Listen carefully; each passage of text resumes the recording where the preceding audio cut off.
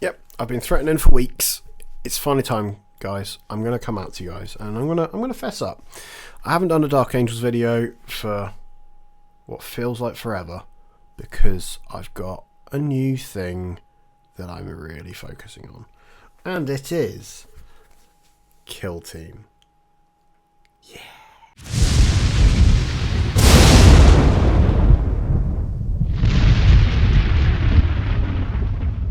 Hey there guys, it's Scrivo here. Welcome to Into the Killzone. So this is the first in a series, which hopefully is going to be a kind of an ongoing series for us. As you all may know, I play a lot of 40k.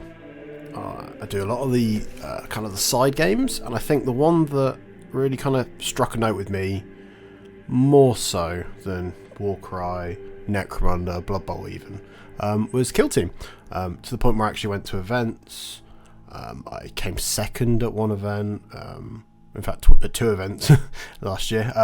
So I think I had a good understanding of it.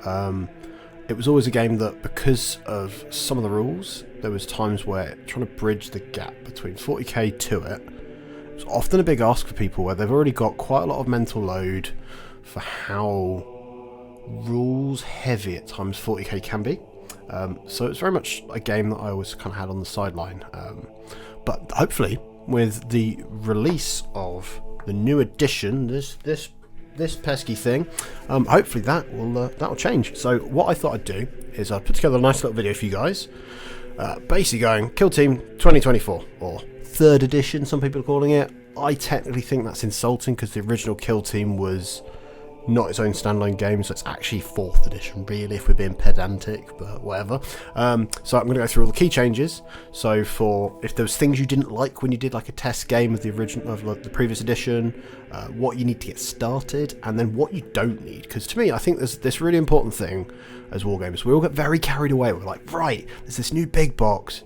Do I actually need it? And the answer, you'll find out. Obviously, if you really like the video, really helps us if you can hit that like button down below.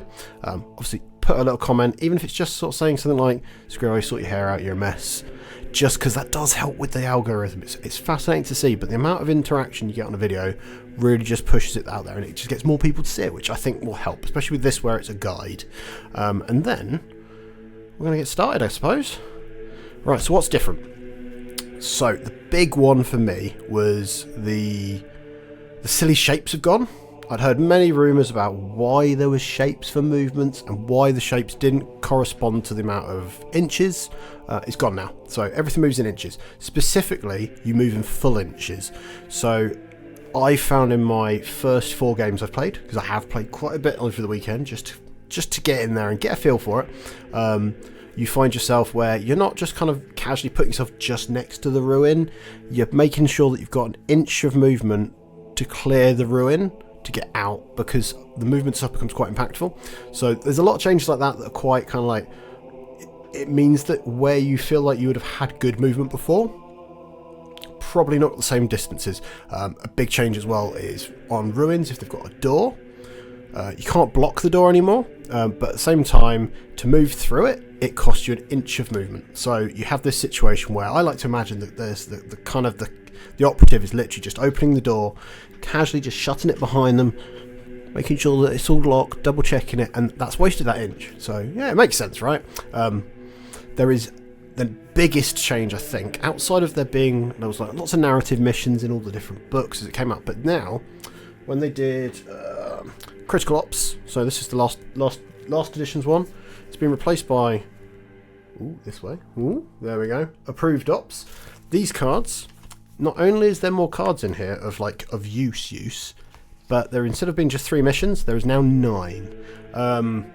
The original 3 are there still. There are slightly different versions of them, but there's a lot of variety in how it's done. And I think it's interesting. I don't imagine, if you did go to events and stuff, that every event's going to be using some of the more wackier ones. Like, I've played a couple of them that I went, okay, I've forgotten about that, because that requires a bit of thought. Like, there's one mission 9, I can't remember its name, but essentially you have to do an action on each point that you control, and at the end of turning point 4, you score points for how many of those you've done, and you actually get bonus points for how many you've done more than your opponent. So it's very much an end game scoring one, which for Kill Team, it was very honest that you could kind of look at it and go, right, I'm just definitely going to score this. So it very much felt like there's a bit of a swing there where maybe more operatives could help in that mission, perhaps. I don't know. Huge change is in the card pack again, in this lovely box. There is actually GW map layouts. So I know this might sound really like quite small and incidental, but the community, if you were wanting to play Kill Team and make a good use of the terrain, there was community-led suggestions. Like the big one that I found a lot of tournaments in the UK were using, and even just for pickup games, was Turning Point Tactics did layouts, and my friend John, who does Can You Roll a Crit, he did his own layouts as well. And the fact that that wasn't given to you by the people producing the game felt a bit of a misstep for me, and I really like that there is now that there. So you've got from the box, so in the box, when you buy it, you get told this is how the layout should be. And I've played 4 of the different layouts. They all play quite differently, and it presents different challenges because the new terrain itself, the Volcus format, has 2 large buildings. As a result, they have something called fortification.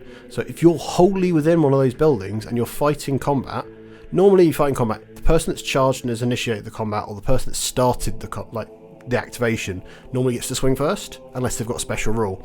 If you're inside a fortification, you get to swing first. So there is a purpose to being in a defensible position, which I think is really quite cool. I think it's an elegant solution. I've not seen it come up too often, but I can see it being a thing. It means that you don't want to necessarily be charging people that are right up against a wall, so you probably plan to charge round and get kind of behind them type of thing, maybe, I don't know.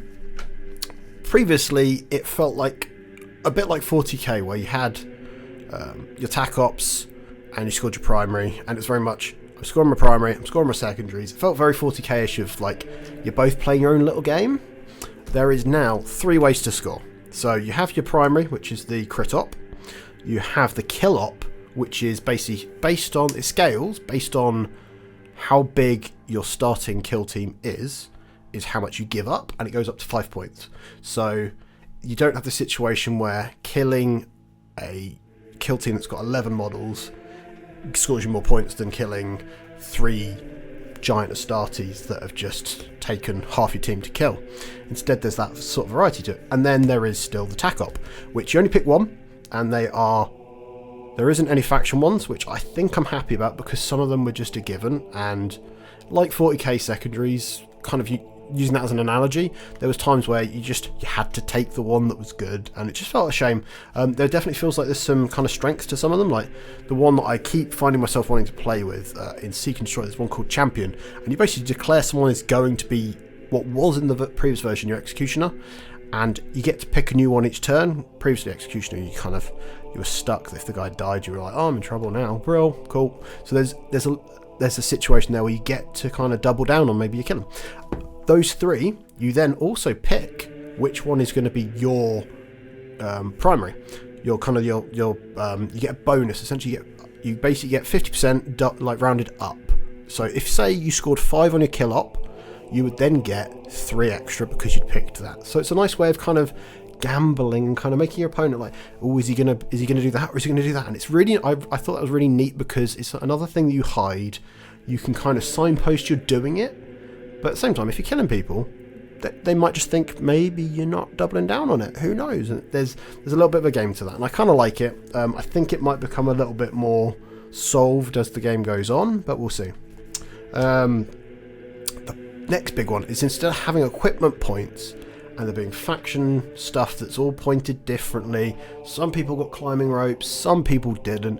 There is universal equipment, and then there is faction equipment, but you get to just pick 4 of them. So the universal equipment, which includes the barricades. So previously, in the previous edition, everyone got to put 2 light barricades down. Don't do that anymore. That's now an option in the equipment, which I think is really cool. It means sometimes when you're playing a team that doesn't really utilise those, why not? It's added in things like the grenades, which a lot of warriors, so the boots on the ground normal guys in a kill team normally get access to that. in addition. So you got this choice where you get to use a lot of the grenades and stuff. Some of the faction stuff can be quite exciting. So traditionally playing Kommandos last edition, I'd always take dynamite. The first game I played, I took dynamite and I went, this is a crack grenade but with blast. Oh, and it felt a little bit toned down, but I think it's for the health of the game that some stuff like that, there's bits where there's less rending or penetration on data sheets, so it feels like they've kind of toned down a lot of stuff. I'm yet to be convinced that it's not just some of the earlier teams are being toned down a little bit more, just to kind of naturally have them kind of become natural wastage, rather than be kind of them kind of rotating out of the competitive kind of scene, because they're doing this whole kind of approach to kind of cycling them out. And then the next big one is Overwatch is gone. This might sound like a big thing, but instead you get to counter react. So you get to do a 1 AP action. You can't move more than 2 inches, so you can't be just going, alright, I get to do an action, I'm going to do a charge, because that would be a bit bonkers. They obviously tried that during playtesting, I'd imagine, and gone, oh, that's a bit much. But it gives you the opportunity where if you're on an engage order, you can do lots of actions. There is ways around that, like anything. Space Marines, for example, Angels of Death, they can do a counteract even though they are on a concealed order. Obviously then whatever action they're doing has to fit within the parameters of, like, can they do that action whilst concealed? But even still, very cool. I think it's those changes, they all seem quite small, but when you stack them together, it feels like quite a different game, in a way that I played it and went, oh, this is not the same game. And then the second game I went, everything that's similar, everything else is completely different. So it's a nice change. I feel like it's all quality of life stuff. It doesn't feel like they've gone, we're just going to change that for the sake of it. So let's get on with it then. Right, so what is the same? So I would say the core foundation of the game, how mechanically things work, is the same. So data sheets look the same, but they look similar. So you've lost things like group activations on them. By default, that used to be a snap, and defense, because everyone had 3 defense dice generally. I don't think there was anyone that didn't have 3 defense dice. The group activation thing was 1 per, like, there'll be like 1 person in a team that could actually have it. So I think they took it off for clarity, because so often it was a stat that just essentially was there for the sake of it. I think that was a good quality of life thing.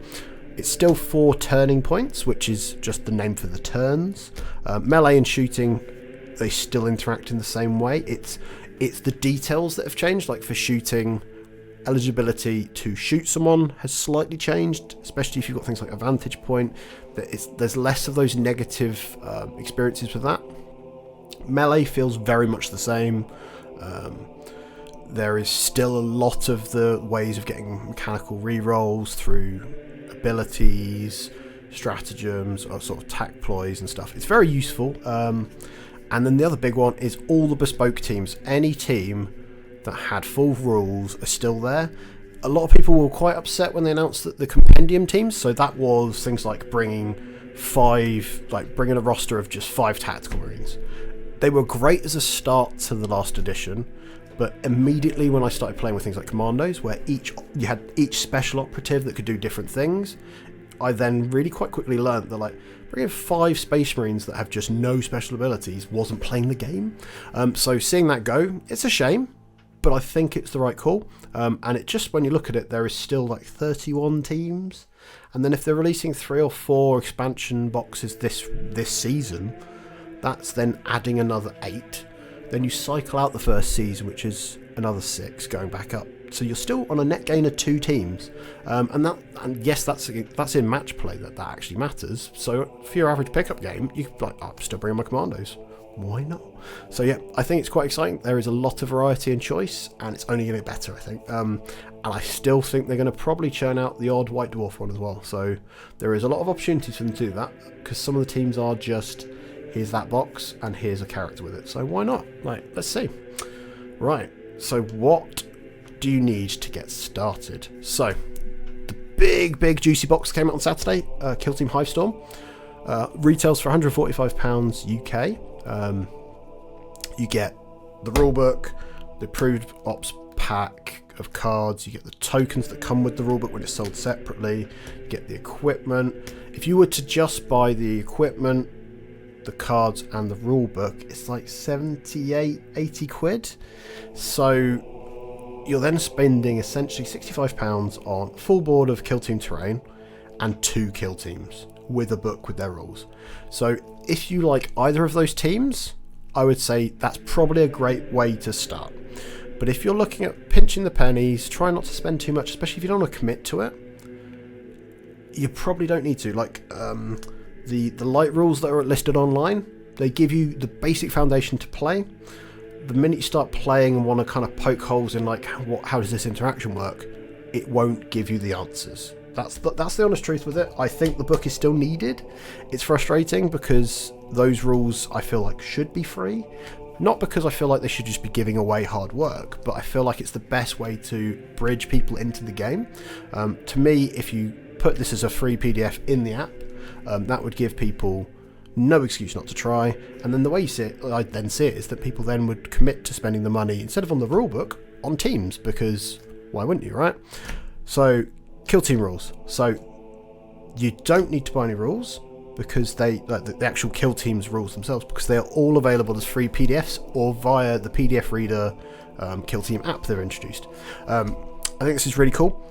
They are quite print friendly if you like spending a lot of printing time on some nice colour pages, but they do look really cool when they're printed.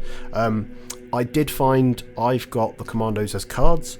I found it quicker to play with the cards purely because I wasn't scrolling through, especially with a kill team of like 11 operatives. You're not scrolling through trying to find the right one. Even when playing with Angels of Death, where you've only got 6 on the table, because there's a few options, I found myself having to spend a lot of time scrolling backwards and forwards, which I know it's only a little thing, but when you're playing quite a quick punchy game, it was a bit frustrating. The other one is, do you need the new terrain? Like, in theory, if you just want to try out the game, the book even gives examples of styles of terrain. So if you've already got Beta Decima, or if you've got an open board, so things like the Octarius, Nakmund, all those different styles, they still exist in the game. There's just kind of like guidance on what type of what kind of rules you'd give to them. So to me, the Killzone Volcus is really nice. It's really punchy, but when you look at all the examples of, so I'll just show you here, like heavy terrain, that is 3 different types. So that's the Chalnath, that's the Vertigus, which is what's used in Volcus as well, and then the Morok bunkers. So there's the options, and then things like light terrain, you can use the pipes and stuff, so you don't have to use the GW layouts. There's the choice, you can use that. Things like the Octarius terrain, I've got 2 sets of, and I'll still use it. I'm still going to use it for 40k, but also you can use it for Kill Team, and I think it does the job. They've clarified how things like the doors interact, how windows interact. So it's very, they've kind of crossed the T's and dotted the I's very much for this edition, and it feels nice. And then Kill Team rotation. So if you're getting started, I wouldn't commit to buying a team, especially if you know, like, immediately. I'm not saying don't buy a team. I'm saying, like, when you're just about to try playing the game, don't rush out and go, right, I'm going to buy Veteran Guard, I'm going to get the Death Corps Krieg, because if you're then planning to take them to go to events and stuff, unless events are not going to be using the limits of kind of the rotation, you've got a year of them.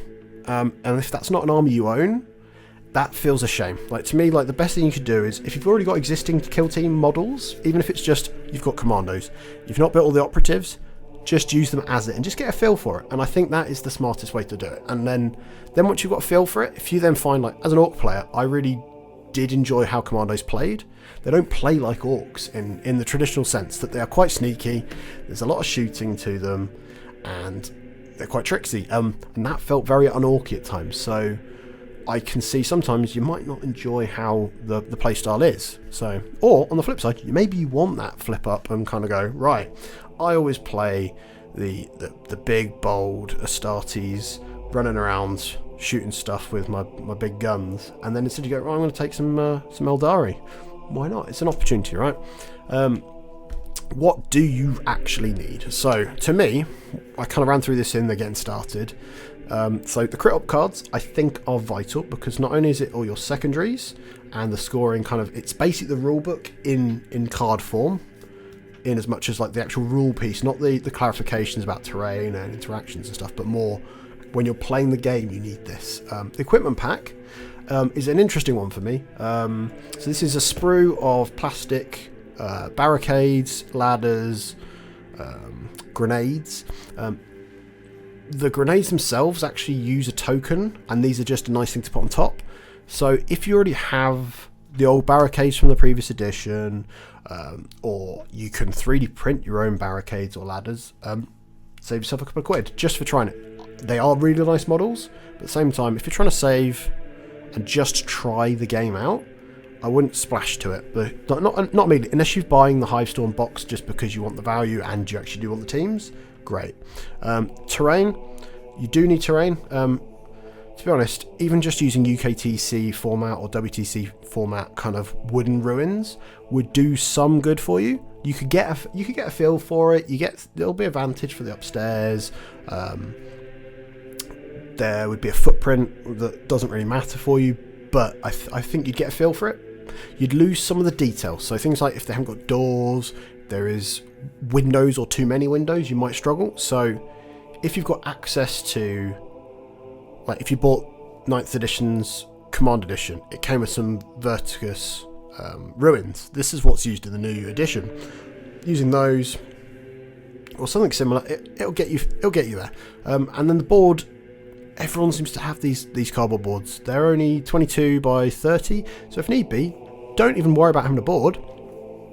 If you've got a 6x4 or a 60 by 44 mat, just tape out the shape. It'll do the job. Just for that first game, give it a whirl. That'll do. Tokens, they are quite impactful and needed. So the big thing when you're playing Kill Team is you have two modes of being active. A model, an operative on the board will either be a conceal order or an engage order.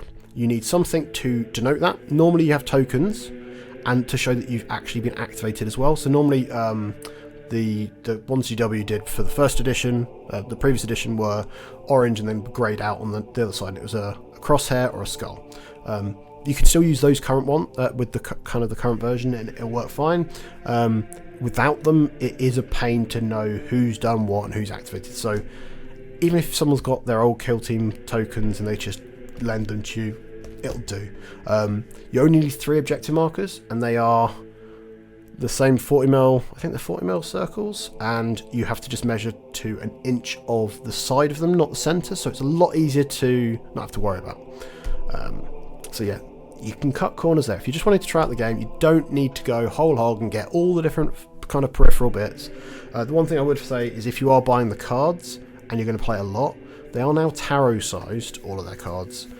So that is a perfect thing. You can sleeve them up, and I'm going to do that because it drives me mad. Like my 40k mission deck is all sleeved up, and those cards do get a lot of use, so it's kind of worth it, I think. So, but yeah, and then what don't you need? So if you're wanting to just play one intro game, you probably don't need to splash out on a £37.50 core rulebook. What I would say is after that first couple of games, you'll start to have questions about some of the very specific interactions, like how being concealed behind a piece of heavy terrain whilst being shot when someone's on a vantage point. That 3-page PDF does not give you those answers. So if you've kind of enjoyed it, you want to explore it more, and you kind of get the itch, it's worth getting the book. At that point, you then look at what's the most affordable way to get the book. If you're getting the equipment pack, if you're getting the cards, as I said, that's about £80 at brand new RRP singularly. If you can get a copy of Hivestorm, especially if you buy it through a third-party retailer, chances are you're going to get it for probably 120. So that means you're spending £120 to get 80 quid's worth of stuff. Then you've got the terrain. So the Hivestorm for the terrain, if you don't own any terrain, I think it's a really good box to jump on with, because it's got 2 smaller ruins. It's got the 2 fortified big square buildings. They also can double for 40k. So the way they're built is that they are 4 walls that just stick together. If you made them into 2 L's that could kind of slide together, you've then got good active 40k terrain as well. And then they've also got all the small light and heavy barricades, which are the little kind of walls, well, the rubble, I think is the name they use for it. So you've got all this stuff and all the kind of what looks like just stuff that you put on the board, but it's things like ammo cartons and bits of rubble that when you put them out on the GW layouts, it gives you these access points into the buildings. So it then creates this situation where there is actually routes to get into the fortified buildings quite easily, which is, I think, quite nice. It's at least interesting. And now faction cards. Technically, if you're playing your first or second kind of pickup game, the PDF will do. If you're playing it lots, for convenience, the cards are great, but they are £19 a pack. So I wouldn't say go and, like, say if you already own, say, 5 kill teams, I wouldn't say go buy all 5, because suddenly you spent £100. Play them with the PDFs, find which ones you're enjoying, then make that commitment, because I've done the same myself. I have probably 6 current kill teams. I only bought the ones for the Kommandos, and that's not me bragging. It was me trying to be sensible, because I thought I'm going to play the Kommandos, see what it's like. I was getting itchy feet to play Angels of Death because I knew they were that looked exciting to me, and I've not actually really played my Intercession much. They don't have cards, so that's kind of saved me there. But if there was cards, I would have bought them. So I feel it's one of those ones where try before you buy, guys. I think that's the thing, especially with Kill Team. You either like it or you don't, I think, is how it's going to be. So there'll be people that go, oh, so that's cool, it's fine, but can we go back to playing Pariah Nexus 40k? And that's entirely fine. But I think if you don't give yourself such a financial burden trying the game, even better, right? Right, so ideal starter kill teams. So this is a bit of a cheat list to me. Like Angels of Death, if you've got a squad of intercessors, a squad of assault intercessors, if you've got a heavy bolter, heavy intercessor, and a random Space Marine captain and some eliminators, you've got all the choices for that kill team. So that is essentially, if you've been playing 40k Space Marines since 8th edition, you probably have some of those models. Whether you've bought the launch boxes, so if you'd bought Dark Imperium, if you'd bought Shadow Spear, and if you'd then bought Indomitus, you would have all of those options. And that is mad. That is mad. You've got a kill team just accidentally. So that way you've not had to splash out any cash, and they are very rewardingly straightforward. So on Sunday I played 2 games with them. They were very much forgiving, I think is the way I'd put it. So a lot of you guys got like 13 wounds.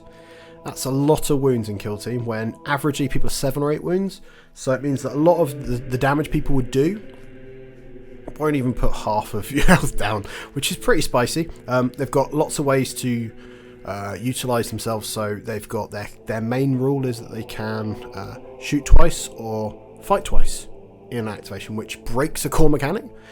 It shows and helps in as much as if you had 12 operatives instead of the 6, they would be doing 12 shoots potentially. So having the ability to equal the output of other kill teams whilst being a small footprint, pretty nice.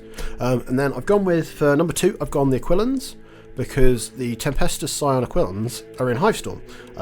They are pretty straightforward in how they work, because they've got the way they drop in from the spaceship is a little bit kind of fiddly, and if you're quite new to it, but it gives you a lot of very clear and concise, this guy's this specialist who does this thing. Like there's a gunslinger guy, there's this guy, and it's like it makes sense. And as you're playing the game, you'll learn how to use all the different elements of the game and all the kind of the fancy little features you can have in a kill team, rather than kind of playing it going, well, I don't have a medic, I don't know what medics do. And like it's there for you. And then this is similar to Angels of Death. So if you've got Legionnaires, so if you've got a Chaos Space Marine army, you might have enough stuff to proxy them, and as a result, Nemesis Claw. Legionnaires is an older team as well, so there's that whole thing of like, don't get too kind of into them, because if you're going to be playing them at tournaments, they might not be there for much longer, because they were season 1, so they've got another year left as well. Whilst Nemesis Claw, they were one of the last releases, so they're pretty much there. And then my biggest suggestion for an ideal starter team for people is, if you play 40k and you've got a really deep collection of your faction, chances are you'll have the models. They won't be perfect, you won't have all the right operatives built, because in 40k you don't tend to build slasher boy for your commandos, you don't slap in an novitiate with a Repentia whip because you feel like having it, because sometimes you don't need them, you just need them all to have the gun. So make do. Like, to me, like, if you're going to try out the game, get a feel for it, do that. I think that gives you the kind of good starting point without dropping onto a lot of models that you're then probably going to either hyper focus on or they get put into the pile. The pile of shame in the corner. I'm looking at you, pile. Don't judge me. Oh God, it's looking at me, guys. Right, so next time, so hopefully that one was really useful for you guys. I've tried not to be too rules heavy, because to me I feel like if someone's going to explain what a game's like and kind of the feel for it and how to broach trying it yourself, if someone starts spouting rules at me, I'm just going to be like, huh? So hopefully it wasn't too heavy for you. Right, I've got 3 ideas that are going to be the next couple of kind of videos. I'm going to do one with Tom, Lowest of Men. We're going to go through, once he's played a game as well, we're going to sit down and we're going to kind of have a little kind of a round table where we just chat about kind of how it feels, because me coming from kind of a player that went to a lot of tournaments for it and still was a 40k guy, Tom kind of dipped in, he came to one day and managed to win it. As you do, and we'll get kind of a feel from the different perspectives of kind of like, I don't think it quite grabbed him last edition. He was always kind of like, I'm a bit curious, and then it got to the point where he was like, I'll give it a go, and then it never quite, there was never that next step. And I think that was a lot of the problem for people with Kill Team, is that it was often, it sounded really cool, but then there was always a tournament next week to prepare for. So and then the next one is going through the 3 terrain formats, because there's open, like there always has been, but specifically there is now the Volker stuff, so explaining about that and kind of giving some understanding about how the terrain's actual design impacts, because I found this quite fascinating, that there is certain parts of the 2 big buildings that you can only interact with them in very specific ways, and suddenly you're like, well, actually I don't have enough movement to get there. And I think being given that guidance early on, like, I've picked up on some bits, but I'm still having to figure this stuff out. And then obviously we've got Into the Dark.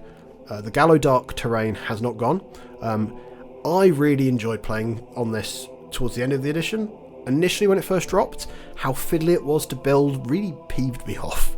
But GW have done their own maps now, so there is no excuse for me.